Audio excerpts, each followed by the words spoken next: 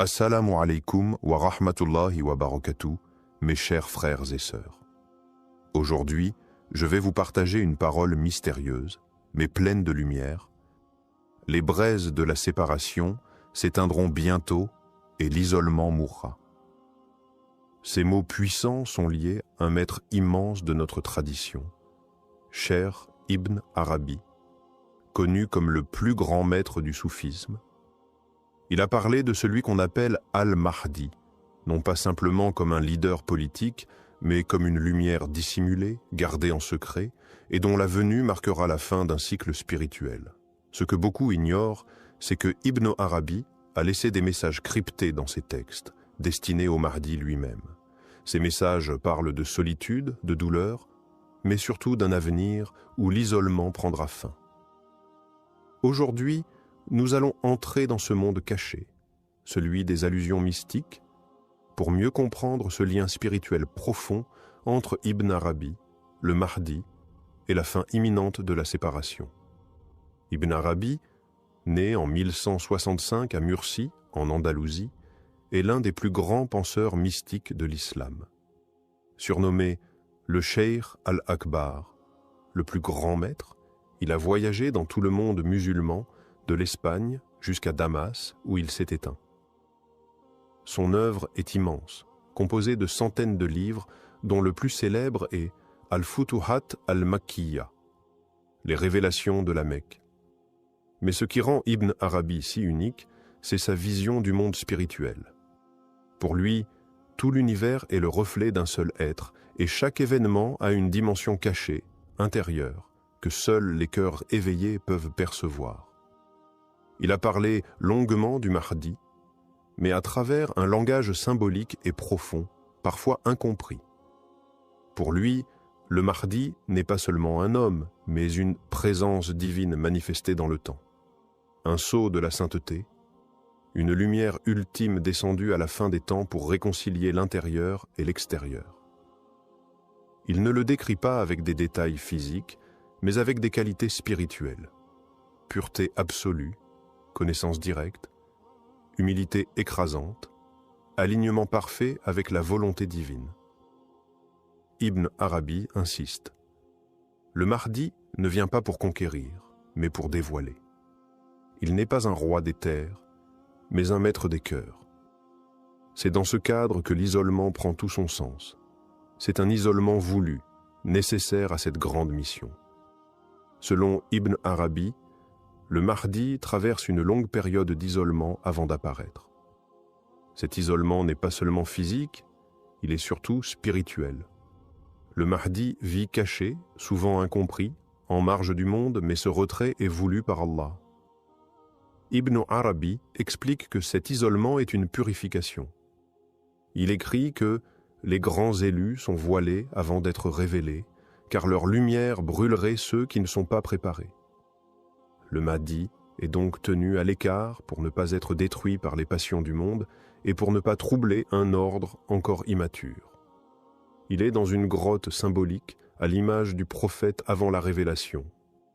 Dans ses textes, Ibn Arabi compare le Mahdi à la lune cachée par les nuages. Elle est là, mais peu la voit, sabah. Cette solitude est un fardeau, mais aussi un honneur.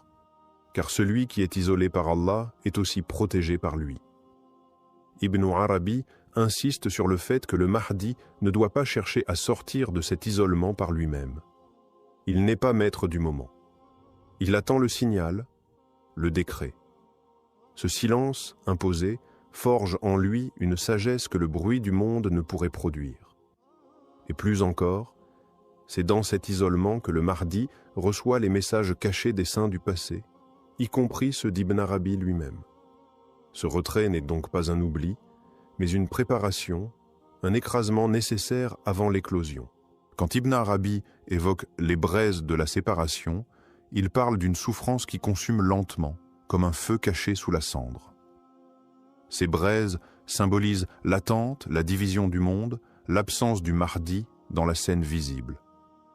Elles brûlent les cœurs sincères, qui perçoivent que quelque chose manque, que la vérité n'est plus incarnée pleinement. La séparation n'est pas seulement entre les hommes et le Mahdi, mais aussi entre les hommes et leur propre lumière intérieure. Ibn Arabi montre que cette douleur est universelle, elle touche les croyants éveillés, les saints cachés et même le Mahdi lui-même. C'est un feu discret mais persistant. Il ne détruit pas, il rappelle. Il maintient en vie un désir profond de réunification. Mais attention, ces braises ne sont pas une punition. Elles sont le signe que l'union est proche. Ibn Arabi écrit que tant que le cœur ressent ce feu, c'est qu'il est vivant. La séparation devient alors un appel, une préparation collective. Le monde est dans une nuit obscure, mais une chaleur subsiste, une promesse silencieuse. Le Mahdi, caché, sent aussi ce feu. Il sait que l'heure approche où ces braises ne seront plus nécessaires, où l'amour entre les âmes fidèles et la vérité divine se manifestera pleinement. Alors, l'isolement mourra, car l'appel sera entendu. Pour Ibn Arabi, le monde se dirige vers une union mystique, une fusion entre l'invisible et le visible. Le Mahdi est la clé de cette réunion. Il ne vient pas pour créer un empire, mais pour réunifier ce qui a été brisé, les cœurs, les vérités, les dimensions. Ibn Arabi parle d'un moment où les voiles tomberont. Ce ne sera pas une conquête par l'épée, mais par la lumière. La justice du Mahdi ne sera pas imposée par la force, mais par l'évidence. Il viendra comme un miroir parfait qui reflète la vérité d'Allah sans distorsion. Cette union concerne chaque être.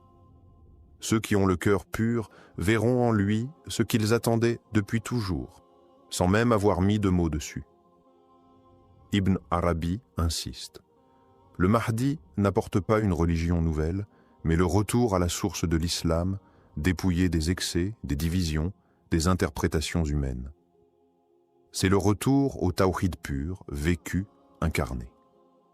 L'union dont il est question est celle entre l'extérieur, les lois, les actes, la société, et l'intérieur, la foi, la sincérité, l'amour divin.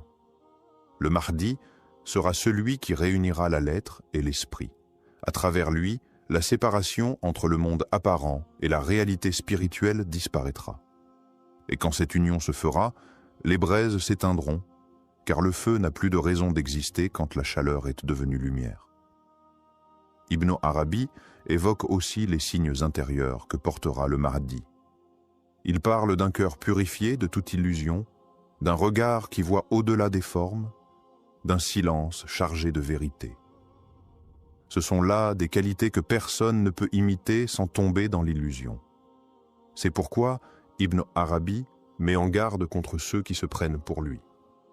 Il dit que le Mahdi ne se proclamera jamais. Il sera reconnu non pas par les foules, mais par les cœurs véridiques, les serviteurs éveillés. Ces derniers ne le reconnaîtront pas grâce à un discours, mais à une vibration profonde dans l'âme, une certitude sans mots. Ibn Arabi insiste. Les faux prétendants surgissent dans les périodes de trouble. Ils sentent le vide et veulent le combler, mais ils ne possèdent ni lumière intérieure, ni connaissance profonde. Ils imitent, mais ne manifestent pas. Le vrai Mahdi, lui, ne cherche pas à convaincre. Il est la preuve vivante. Il n'a pas besoin de discours pour faire jaillir la justice. Ibn Arabi dit que même ses ennemis sentiront une vérité qu'ils ne pourront pas expliquer. C'est cela qui désarme, qui bouleverse. Il ne sera pas adoré comme une idole, mais aimé comme une miséricorde. Et c'est pour cela que son isolement est aussi une protection. Tant que le monde n'est pas prêt, sa lumière reste couverte, comme une braise sous la cendre. Mais cette couverture est temporaire. Dans l'un de ses poèmes, Ibn Arabi laisse entendre que le Mahdi recevra des messages spirituels transmis à travers les rêves, les inspirations et les révélations intérieures. Il écrit « Celui qui hérite de la lumière verra sans les yeux, entendra sans les oreilles et comprendra sans les mots. » Ces paroles ne sont pas banales. Elles indiquent que le Mahdi ne sera pas guidé par un savoir académique ou des stratégies politiques, mais par une science divine directe, ce que le cheikh appelle la science muhammadienne.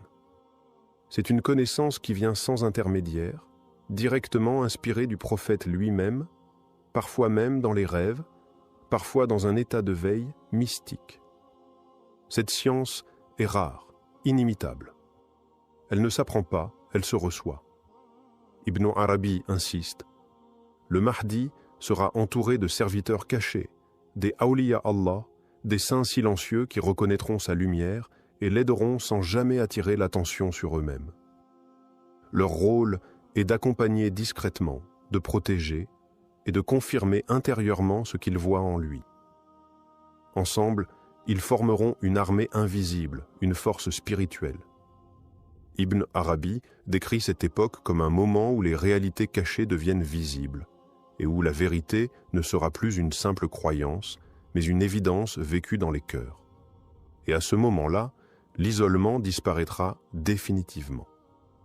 En conclusion, l'enseignement d'Ibn Arabi sur le Mahdi nous invite à une profonde réflexion spirituelle.